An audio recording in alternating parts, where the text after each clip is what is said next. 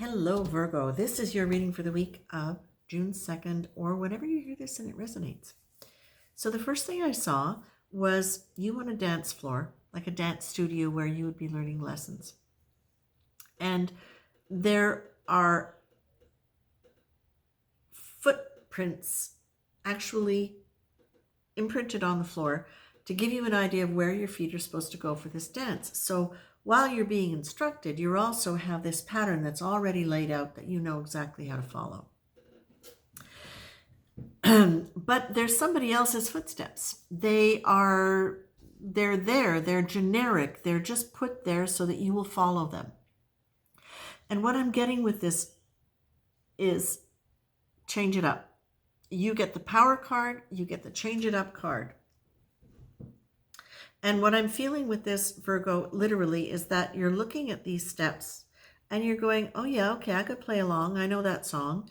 And then you're looking at the steps and you're going, I don't like that. I don't think so. I think I want to move that one over. I don't think I want to throw that one out altogether. And it feels to me as though, Virgo, what's happening now is whatever growth that you've gone through in terms of your self-discovery, what I feel like now is you're really applying that to the choices that you're making about how you want to dance through life. And that it's very much linked to you taking back your sense of personal power. That it feels to me, though, Virgo, as though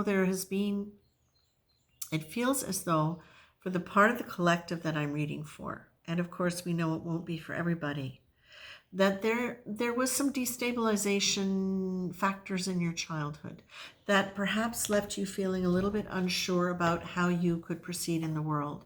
And so maybe living a little bit along the fringes so that you could produce things and get things done and live and make a life for yourself, but doing it almost like through the back door so that you didn't have to, well, I want to say so you didn't have to confront society. But you did. You just did it according to your own way of doing things. There are, however, spots in your life where you have had to follow along in for certain footsteps or where you chose to because of that sense of not being sure about whether or not you had more, whether or not you had access to more, whether or not you were capable, competent of more. It became easy to follow what you'd set up or to follow what you had chosen as a pattern of steps and to keep going with that. But what this is saying now is change it up because that's where your power is. Change it up, change the dance. It's up to you. You have the choice. What you're also being told is if you do decide that you want to get rid of some of those steps on the dance floor, that could read relationship, job, patterns, habits, whatever it is. For everything that you give up, there's also a liberation, a liberation of time, a liberation of energy, a liberation of thought. And that it's really, what is power? Power is about being liberated, to be able to make the choices from that centered, grounded place that is about you feeling good. It's not about you having to constantly be in service to other people.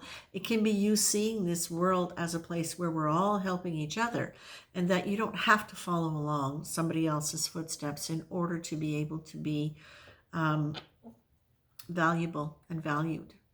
You also have got fear comes up right on top of that.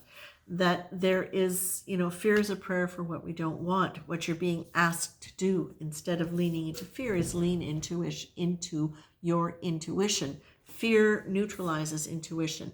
So you're being asked to discipline yourself in a way where you're setting this task of changing things up, claiming back your power. That is what your goal is. So now what you do is you look at that and you go, all right, what if I were to choose to set something in motion, set a pattern for myself, set my own dance steps on how to deal with fear, how to identify fear when it comes up, because it can come up under many different headings. It can be worry, it can be judgment, it can be self-criticism, it can be insomnia, it can be a lot of different things that can manifest other than in its obvious label of fear, okay? But you're being asked to remember that you have your intuition. So if you give up operating on fear, if you give up operating on fear and you give up on letting fear guide you and decide what steps you're going to take, that's where you open into intuition, okay? Intuition is the means through which the universe and your higher conscious mind dialogues with you, keeping you linked to your place in the flow of life. It guides you towards your place of purpose, love, and fulfillment. Intuition is a gift offered to one and all. It's just waiting to be opened. And as you open it, it opens you to yourself. And that, Virgo, is where I feel you are. I feel you're on the verge of claiming your power over fear, claiming your power and your intuition to liberate you so that you can now really decide, what dance steps do I want to take?